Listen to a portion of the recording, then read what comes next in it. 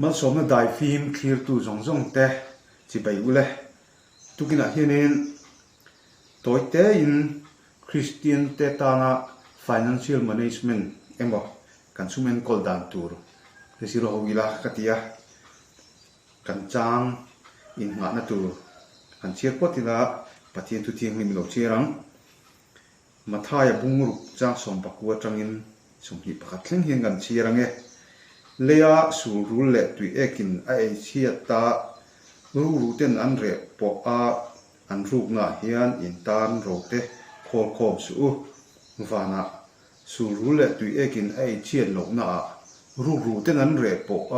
a an ruk hek lo na chuan in tan rote khol khom zok ro in ro om na pianga in ru po mang ti hi kan chang in ha na ni sala le financial management kan ti amo sum en kol dan kan ti amo hi tunlai hin ala em he youtube at page chunin financial guru so te henin an soina sa ta chunin step li hin soi thina ni step khatna chunin I tho chua mil tok aya niam da yin nungla chu ti chuanin step ni na I tho chua mil tok aya niam da I lo nun chuan poisai lo khol theyanga chuan apoimo ma sabera chuanin emergency fund tu I kholanga chu engamo chiat ni ate mo damlo te na tho thei lo te polo om thina khatiang huna I man tura tang khanin I khol potanga chuan hi chu nei lo ang mi in ngai turani tini chuan step thumna chuan khami emergency fund ni lo khol to chuan abak kha I khol lenga chu savings ani don ta antia chuan step lina chuanin khang I savings te kha I da mai chuanin apung don lowa chuwang chuanin I invest turani antiani chuan investment chu tunlai chuan kan hriat la chu henglai chuanin stock te bonds te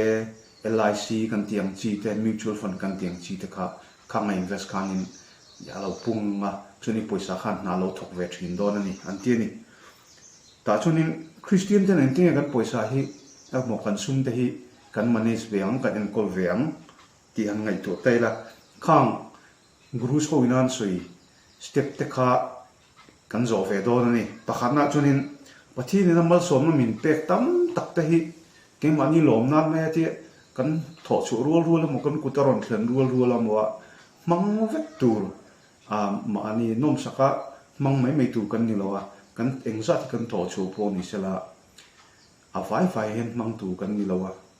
kan tho chu mil ai niam deng kan khosa venga chuan step 2 a khan min thlanga step 2 chu emergency man tur damlo te engemo na tho thei lo te har sat engemo kan mamo atana man tu kam khol ve don ni chuan step 3 na hi adang don ta ni step 3 na kha savings ania ta chun ke khovel benga te khanin I khovela financial gurus te kha chun khovel benga te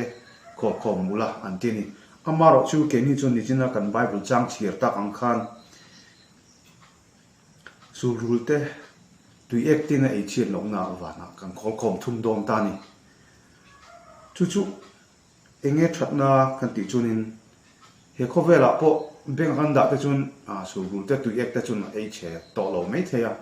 amaro chu he tun lai khovela economy te lo tlatniama inflation te lo sanga chuwang chunin kan poisa tho chu sa te benga kan da sa te poi a hlut mai atlaniam chak hle mea chuwang chun khatiang ina ati niam theilo na wana kan khom don ani chu enge thatna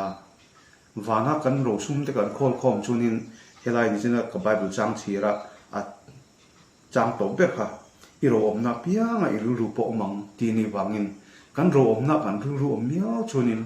wana kan ru om dona chu wangin helai khovela in thei siak te in nei siak te in tan siak na heng ho zong chim phak lawa kan ngai tu la te wana choi kan ni na om don ni chu wang chunin wana ro khom kha poimo em ya la li su po hian ta hianin soita se chu tu na khovela hian soita se chu su bu te tui ek tan ei chiat lo na ruk ru ten an ruk thei lo na ti lo hianin inflation te economic downturn te le khating thil thang stock market crash te khating ina ati chiat thei lo na wanga in ro te khol khom ro min ti ve nge ri no mani chun eng ting nge kan ro te chu wanga chung kan khol khom ta khang step khatna chunin ko khana tho lom kan tho te le atula sum kan han tho te hi kan ti thin reng alo ni ta ni chuan chung mi ba kha chunin hei khovela stock market te kan invest don mo LIC te mo le thil danga kan invest don chunin internet banking mang te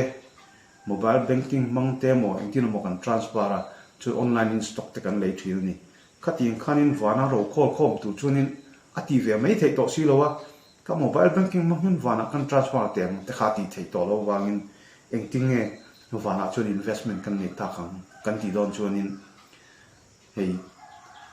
tunai a chunin covid-19 te hluar em a chu bang chun kan threng khove nga te mi har sa jok te mi mang te kan zong chua ka nga chun khang te kha a theiam a kan trap pui khang kan hun te kan sum te kan trap pui khanin wana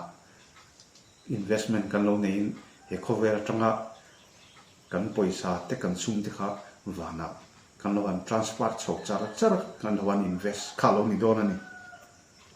chu bang chunin wana investment kan nei thei na chuan kan nei te kan thei na te hi midam te tan kan mana midam te tan kan luan chu hi apoi mo hle me chunin midam te tan kan thil thati te hi a ho tham hle na be tham hle mo kan ti mai thea amaro chu engong thui nge ngong nei thei don hi kan tra thin lowa ta chunin thil tak tak thleng a poite han sei ka duwa chu man indo pui pani na ma te mai khani don ta chunin pu flaming hi oma ani chu lo nei tu re thei tak mai ne ya chun ni khat alowa na tho chun api lo kha du ma khanin mangang a thom hrini ta chun mat mo dakna watlana chun lo pang pakhat hi alo tla alo nia ta chuan chu no pang chu awa chan chuak ta a tu notify a kor fai te hak tira chun a hotir ta chun tu ka chun kar na tak mai hi rong kal ta ni chun chu kar tang chunin papakhat sa om mel chin na tak mai hi rong kala chunin hei ka fa pa tlai lo chan chuaka alom hle me chu wa chun rulet che ka du ni tiani amara chu pu flaming a chunin a rulet ka ngai hem ting ta chu mi dam te ta na thil tha kan ti tu ran ve reng ani ka ti ni nei lo ma tiani sum le pai kha eng ma kha atong du lo wa chuna to pa chunin chu pa chunin ani chunin trampui che ka du sia ifa pa so British Rama England Rama School chapera ka kalti range atitani chunan ngai tu wanga pu flaming a chun ani chun school tha kalti thei don lo ti hresia chun chupa rot na chu pom ta chun afapa Alexander Fleming a chu school chapera chun kalta ni chun chu Alexander Fleming a chu aron puitlin chuanin tunlaya na en kol na kan ngai poimo le lu mai antibiotics abik takin penicillin tiang chi taka ron hu chuak tu nia chun antibiotics song kan nei theina chan hi abul bera chun Alexander Fleming a khani ta a chun athil mu chu poimo ji chu soibok ngai non kan shmei ome chumi pi lama chun kha pu Fleming ana ano pang chan chu ve thum po kha tikhan lo thang liana lo puitling ve ta chunin British Ram ta na mi poimo tak mai indo pui pani na Battle of Britain na mi pui te chakna nei thei tura fui phur tu Prime Minister Winston Churchill kha alo ni tani chuan hemi ba kha hianin I Alexander Fleming na penicillin mu chu mang khanin Winston Churchill pa po kha na khil tak mai la ka tang khanin an en kol dam pokani chu ma chung kan thil ti ho te mo kan ti te po hi I ngong nei thui thei ji kha ta tang khana rian mai ome chunin kan investment a khan le taina kan thil nei te